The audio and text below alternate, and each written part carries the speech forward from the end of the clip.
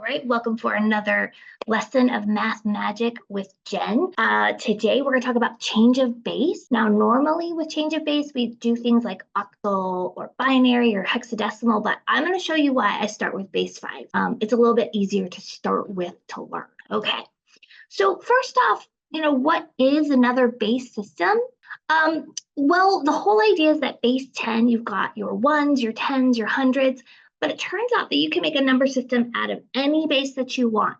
I already mentioned binary, octal, and hexadecimal, but how it works, I almost said basically, what happens is that whatever letter that you want to, or sorry, whatever number you want to use as your base, you would put in here. So for example, if you wanted to use 8, which we will in another video, you would have 8 to the 0, 8 to the first, 8 to the second, on and on and on. Okay, so any base that you want to, you can do this with. However, what I'm going to do is I'm going to show you with base 5. And the reason why I like to start with base 5 is because what happens is that you get 5 to the 0, which is 1, 5 to the first, which is 5, 5 to the second, which is 25. And even though technically 5 to the third is 125, I actually am not going to go that big. We're just going to play with these. And what happens is that our place values are going to be 1s, 5s, and 25s. And if you're living here in America, then you know that looks like pennies, nickels, and quarters. So that's why I like to start with base 5, is because it's something that feels very familiar to people here in the US that use coins. Okay, now I do want to make one more mention before we get going. So when you're in a different base or any base, the digits, right, how we build our numbers, you can only use 0 all the way up to 1 less than your base. So what that means is that in base 5, you can only use the digits 0, 1, 2, 3, and 4. So you would never use a digit of 6 or even 5 in base 5. Now, if you're wondering why that's the case, it has to do with that if you had 5 ones, it would turn into a 5. So it's how we carry, just like in our base 10 system, we use digits 0 through 9. That's because that when we get to 10, it carries over to the next place. It's a little bit weird, but you'll see it in action. Just know, though, that if you're going to play with base 5, these are the only digits that we're allowed to write. Okay, now before I show you how this is going to work, what I want to talk about is how you could write a number. So down here, I'm very tempted to read this 342, but technically you would read this 342, and this is base 5. You could always also use parentheses and then the subscript. So there's a lot of flexibility in how you write a number in base 5. I'm going to use this notation, I believe. We'll see in just a second with the parentheses. That typically is my favorite. I like the parentheses because it's like start and end, so you know what your number is going to look like. Okay, so my method, and it's just, again, this is how I think it kind of connects with people who've never seen change of base before, is to use what I call coins. So what we have here is we have 5 to the 0, which is a 1, 5 to the first, which is a 5, and 5 to the second, which is 25. So here are my circles with the numbers inside. Okay, so what's going to happen is that you're going to see in just a second on the next slide, I have a little chart that students could use, and you could create your own, whatever you'd like to do, to be able to translate from base 5 to base 10, okay? This is also fun if you're going to use it in a classroom.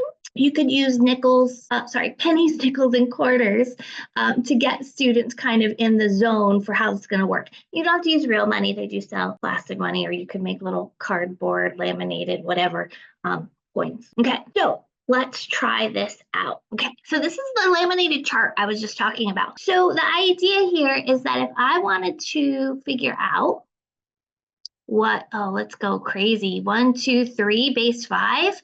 What if I wanted to know what 1, 2, 3, base 5 is in base 10? Okay.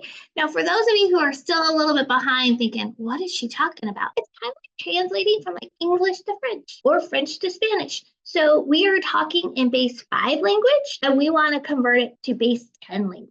So this is a number in base 5, okay? All right, so to know what this number is in our normal base 10 world, we're gonna write 1, 2, 3 across the bottom. Okay, now what this is saying is that I want 125, I want 2 5s, and I want 3 1s. And then we're going to add it all up. So if I add up 25 plus 10 plus 3, I believe that's going to be 38. So what this is that in base 5 world, 1, 2, 3 base 5 is equal to 38 in our normal base 10 world. So what it is it's just a translation game, okay?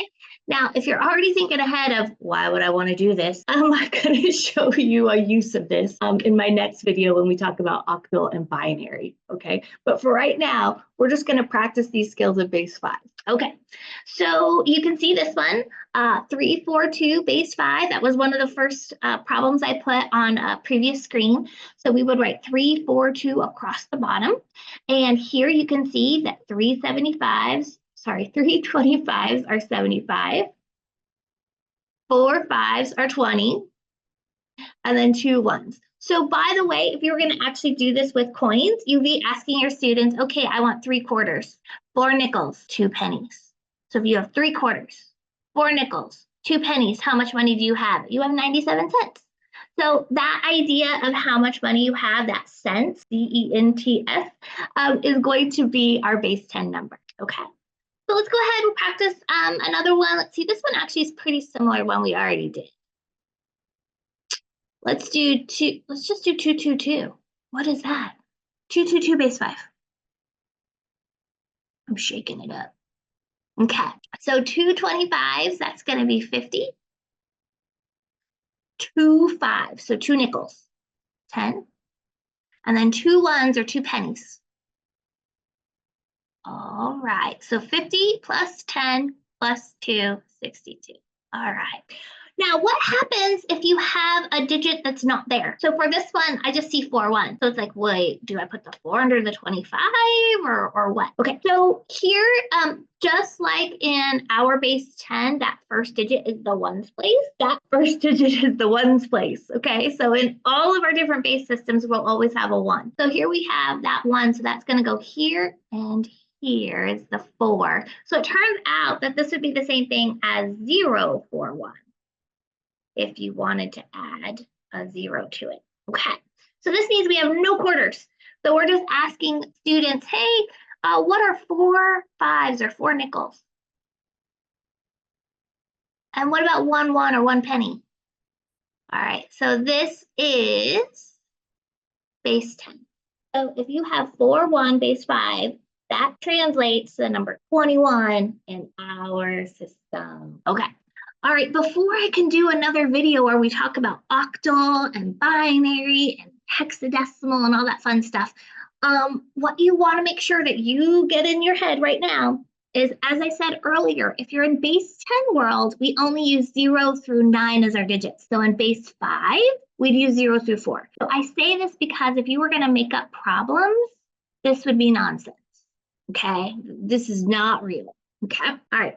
So in just a little bit, when we do octal, or I should say in another video, when I do octal, you're going to see me use 0 all the way through 7. And then when I do binary, we're going to do 0 and 1. Okay. Now, last little bit, technically you can write really gigantic numbers and have more place value or have more coins. So everything I'm doing is rather small, but you could have another coin of 125, another coin of 625. You can go as big as you want. As long as you have 5 to powers, that's going to build all of your other coins that's spreading out to be able to do really gigantic.